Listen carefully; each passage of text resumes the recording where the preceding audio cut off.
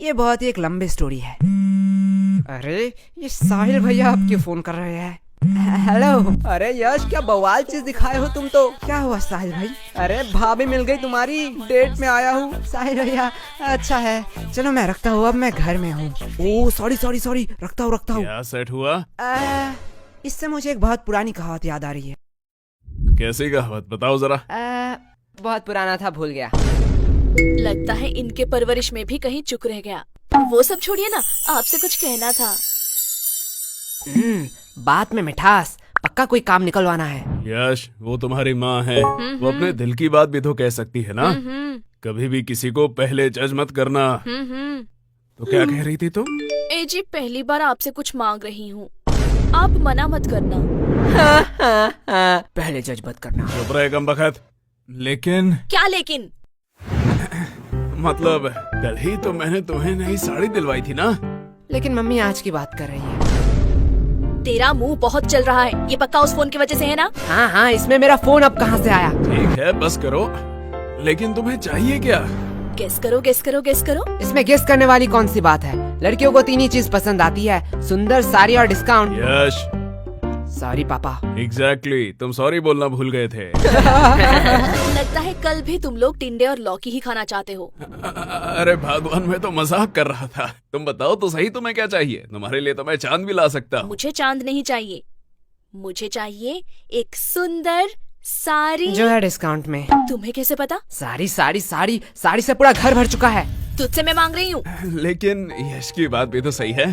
देखो, तुमने बस साड़ी देखा, इतना ही ठीक था, क्योंकि तुम्हें भी पता है ना धंधा अभी कितना। ये देखो, मैं ले आई। अब क्या ही कर सकते हैं। वैसे तुम्हारी ये मौसी क्यों फोन कर रही है? क्या हुआ? आपने ही तो कहा था कि आपसे मौसी की लड़ाई हो चुकी है, आप उनसे बात नहीं करेंगे। तू चुप रह, वो मेरी बहन है। ओके, वो क्या कहते हैं? I have change my mind. काश हम मम्मी के माइंड को सच में चेंज कर पाते। या काश हम मम्मी को ही चेंज कर पाते। सॉरी पापा। अरे धीरे बोलिए, मन की बात है। वैसे पापा, मुझे कुछ पूछना है आपसे। पूछो बेटा। आपने मम्मी से ही क्यों शादी किया? देखो बेटा, मेरे पास कोई ऑप्शन नहीं था, और ये बहुत डरावनी स्टोरी है, मैं तुम्हें रात में सुनाऊंगा। मुझे बस जानना था कि पत्नियां क्या सारी ऐसी ही होती है? देखो बेटा, पत्नियां 2 टाइप की होती हैं। पहली टाइप जो अपने पति को भगवान समझे, उसके सुख दुख को अपना सुख दुख समझे, पति की हर बात सुने और उसके गुस्से को उसकी मजबूरी समझ के माफ कर दे, और दिन भर बस अपने पति और अपने बच्चों की सेवा करती रहे। ओह, मतलब मम्मी दूसरी टाइप की है। एग्जैक्टली। बेटा, अच्छी पत्नी और भूत सिर्फ कहानियों में ही होते हैं, असलियत में अब तक किसी ने नहीं देखा। क्या कहा आप दोनों ने? अरे प्यारी बेटी, तुमने कुछ सुना तो नहीं? अरे चुप हो जा। मैं तुम लोगों को अभी बताती हूँ। चुप हो जा गंजी चुड़ैल। अरे बेटा चुप हो जा।